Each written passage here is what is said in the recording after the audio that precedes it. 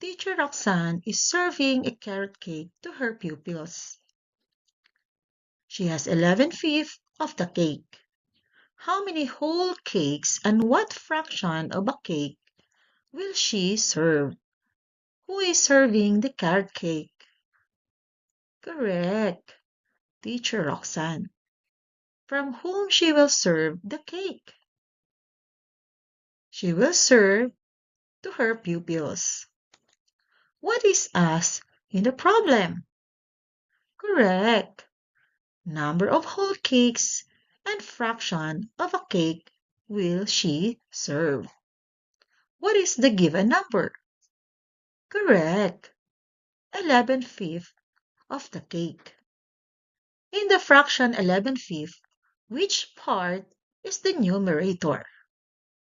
Correct. 11. It represents the number of equal parts you have, or the shaded portions.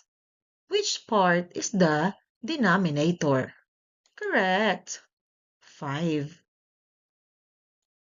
It represents the total number of equal parts a whole has been divided. Now let us answer the problem using illustrations. Let's say I have here 3 regions or circles.